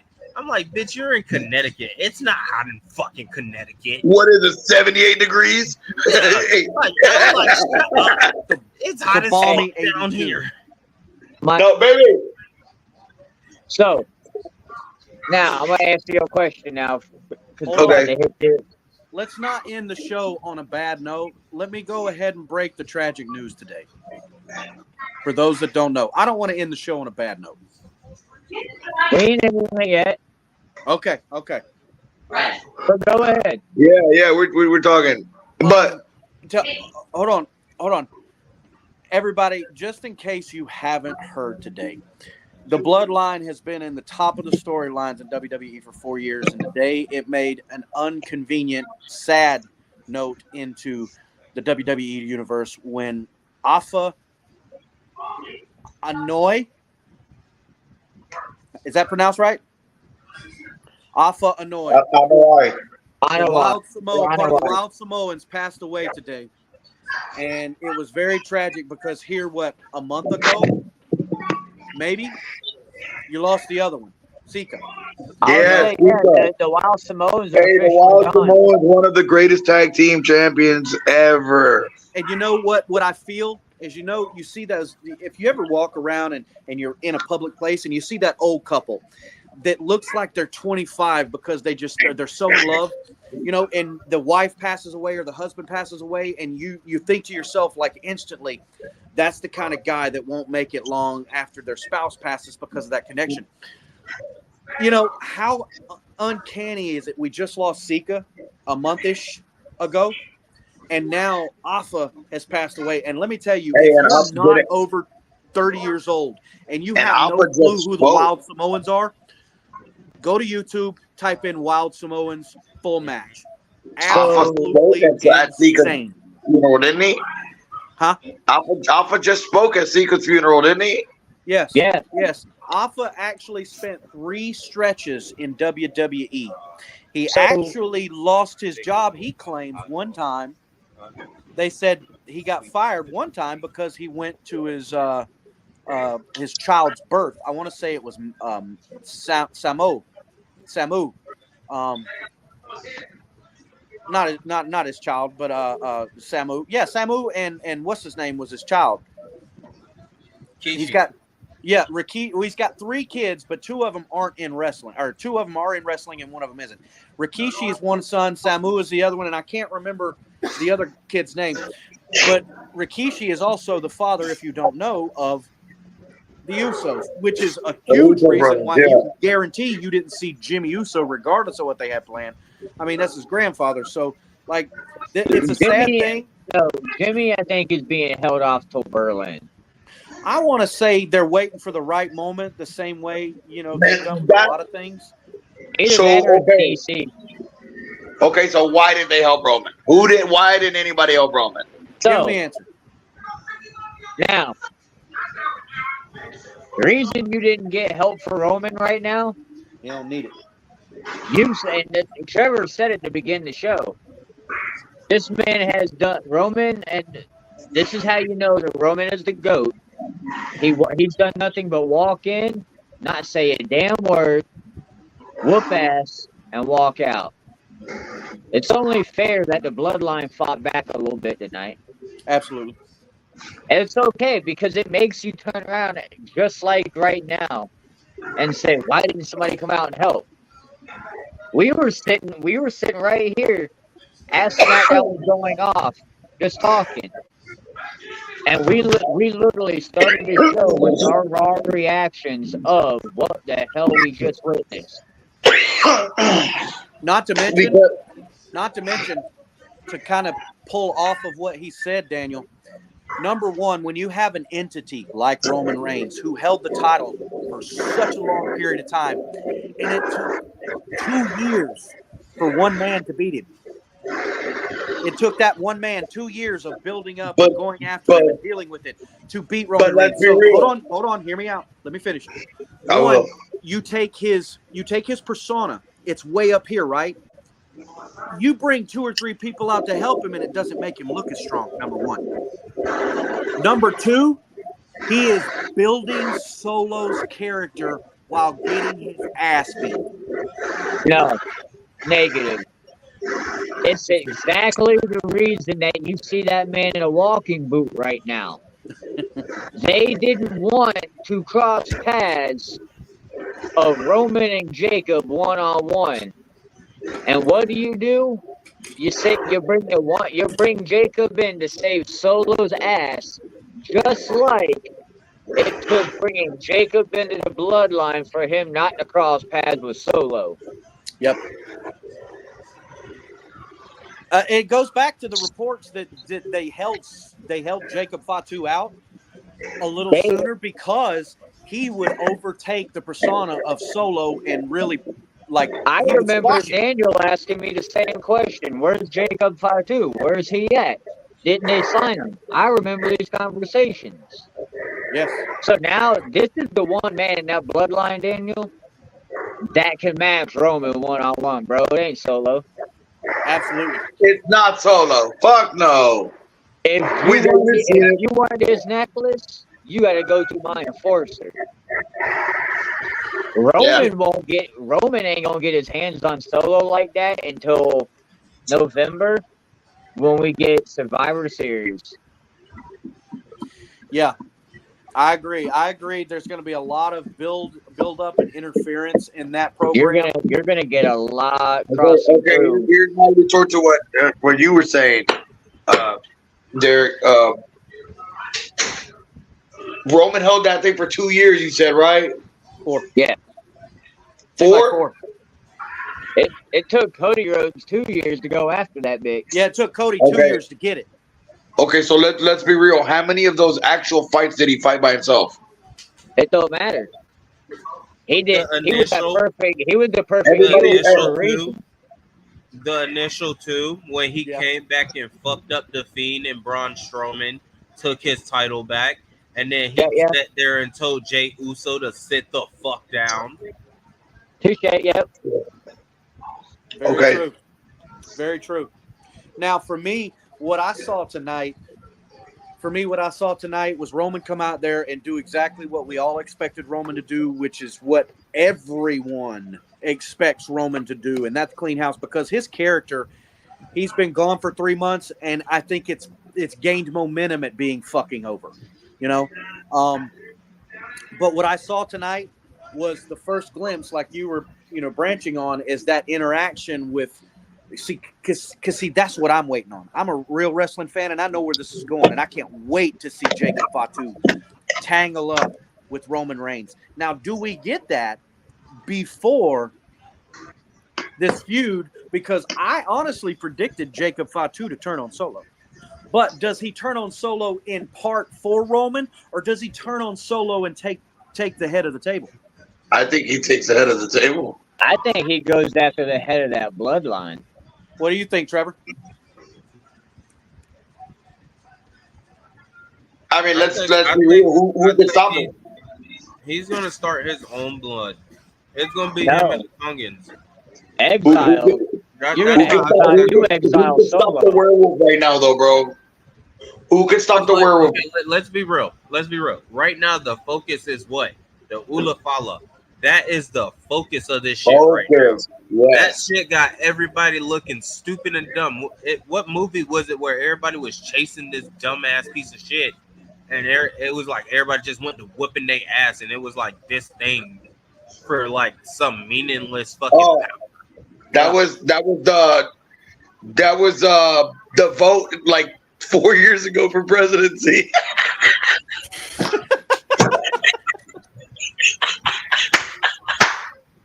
So, TJ, I don't know. Sorry, man.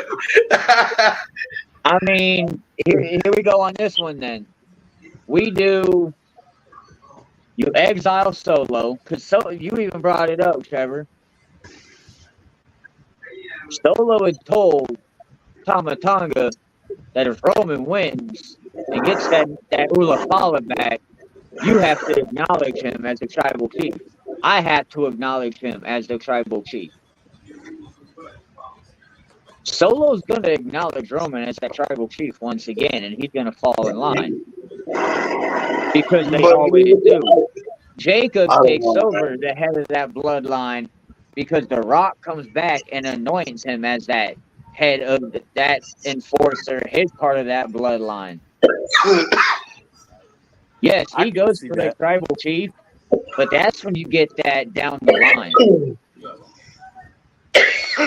You could easily have that Ula Fala be the main piece to end that part of the story for Bloodline versus Bloodline at War Games. Yeah, that makes sense. I like that. It'd be Rock, Jacob Fatu, the Gorillas of Destiny with Tala Tonga and Tongaloa. And then you're going to get Tala Tonga coming in, Haiku Lu. That's going to make up Rock's bloodline versus Roman's bloodline, which is going to be Roman, the Usos. You're going to get Solo. And you might get Sami Zayn, depending on how deep the story really goes.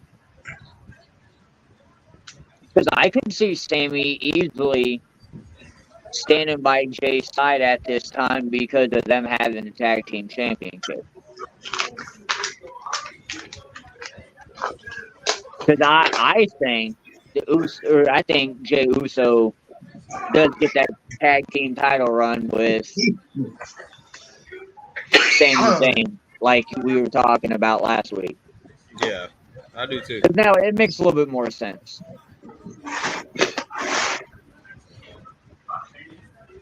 So I mean, I don't see any other way. Now with the bloodline story, with this whole Roman thing.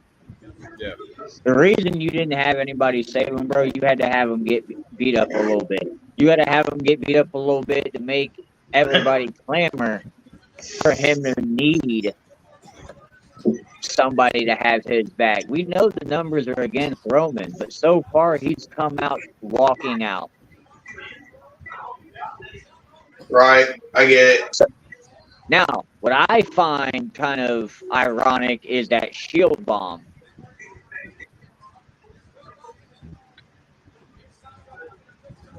That's what I find a little ironic is you push that shield bomb and then boom.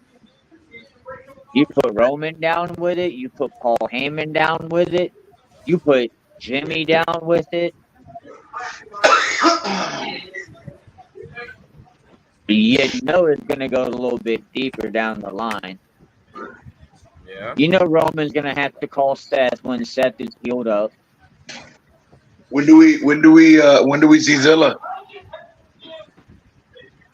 Maybe Zilla comes into play at one point. I would say towards the like final conclusion when it looks like the end game, like the Avengers type shit. Well, maybe we don't. Hey, you know what? I take that. Maybe we don't get Solo falling in line back or Roman. Maybe that's where you get Zilla because it is the Fatu's behind Roman. Solo turned his back on his cousin. Jay technically didn't turn his back. He walked away from the family because they jumped him out. He just was beefing with his brother because his brother kept, fucking him out of matches. Right. He fought Roman because Roman wanted to go after him. I'm gonna have to get out of here, man. Yes, sir. I've had a long day today, man, and I'm chilling. We will talk, my man. We will talk. I appreciate you Y'all coming have a good on. night. All right, later. Brother. But like I said, maybe this is where you get Zilla coming in, and it's the Fatu's backing up Roman. Solo's technically not a Fatu. He's an Hanoi. Yeah. I know why. I think Zilla is going to be – I don't think Zilla's going to be around as soon as everybody thinks. I think it's going to be a little while. I could see it being after the beginning of the year. I'm not opposed to it. I don't think he'd be worth putting in and getting involved in the War Games. I think the War Games, you're going to get a few members beat up and out for a minute, and that's where you're going to get a few more emerge, and it's going to be, holy hell, there's more. I think the War Games should be the original bloodline. Roman, the Usos, and Sammy. Yeah. That's what I feel Roman should take because that's where it all started. He built it. That's the beginning. And I believe you know how he could play it? You know how he could play it? I want my family back. And he can go to Sami Zayn directly and be like, you broke my family, you fix my family. Yes. I like that. I like how you ran that in that topic. Because you remember, he beat the hell out of Sami Zayn at the end of that PLE. Excuse me, 1 hour and 51 minutes. I'm going to tag WWE and tell him to fast forward to this part and listen to this guy at the bottom of the screen because he's really got some good shit going on. That actually makes a shit ton of sense, dude. I appreciate that because you know what? That kind of leads into what we're looking at. That would be kind of a heel turn thing, wouldn't it? Absolutely. You're going to get a lot of that shit coming up in 2 weeks. Yeah. By the way, don't forget to follow on YouTube ReelEighty8. That's ReelEighty8, and you can get that all over social media as well as at The Plunder 2023. Smash the follow, smash the heart, smash the subscribe. Go ahead and catch it, and don't miss out on September the 6th. There's a lot of good stuff coming from the people on this show September the 6th. Yes, sir. Speaking of that, in 2 weeks, we are not doing away completely with pancakes and power bombs. This will still be something. Just not what you see on your Friday nights. Because Friday nights are never going to be the same following SmackDown because we're bringing you heel turn. And it is going to be one of the greatest heel turns you've ever seen. So tune in starting September 6th. Can't wait. It's going to be amazing. And you know what, you guys? It's going to be a fun week leading up to next week. We got the Indeed. Plunder pregame and postgame tomorrow night. You can check that out on 88 on the Plunder and on Bucks Life. And next Friday night, tune in for the final Pancakes and Powerbombs episode before we turn over to a bunch of heels. Yes, sir. Yes, sir. I had fun tonight, guys.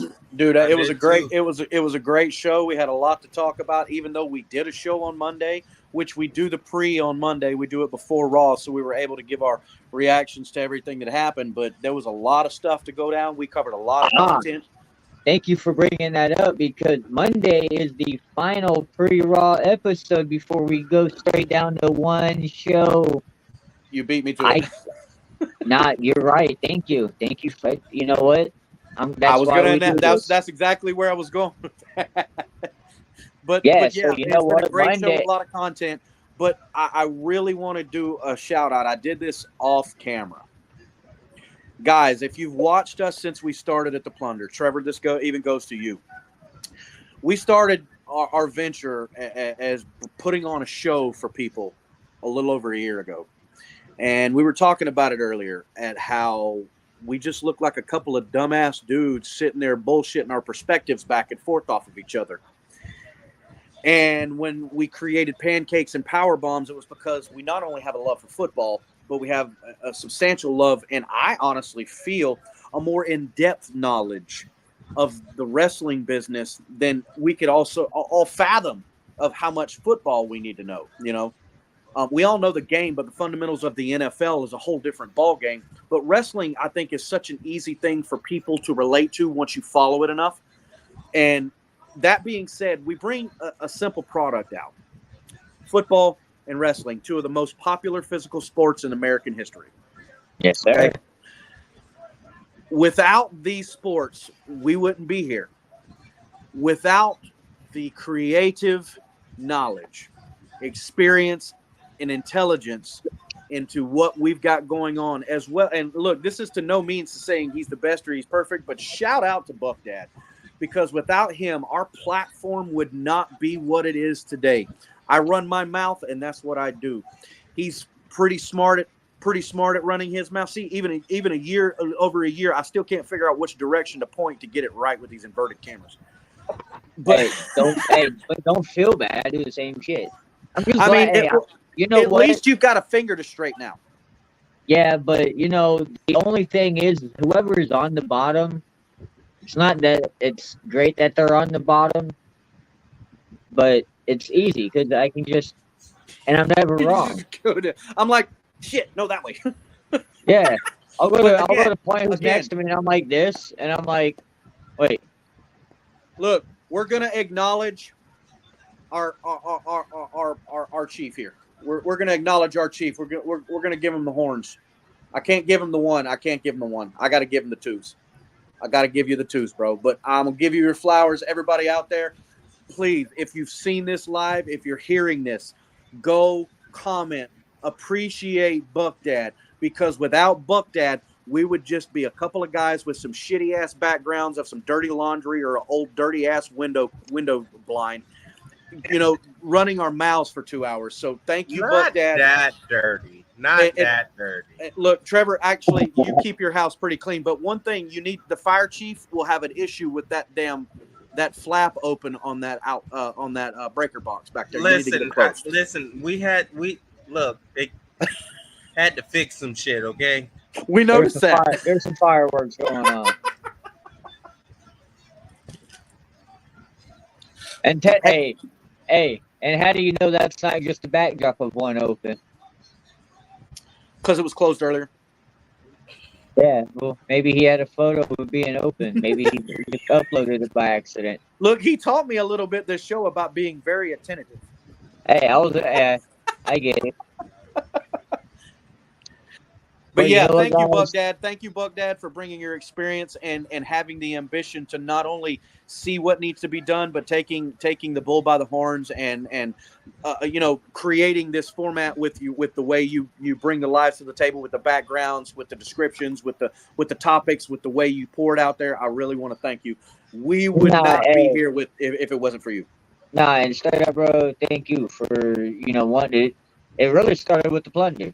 So thank you for, when we started that shit a year ago, we were Bro, both when you were sitting on there, your we just lull that I was talking about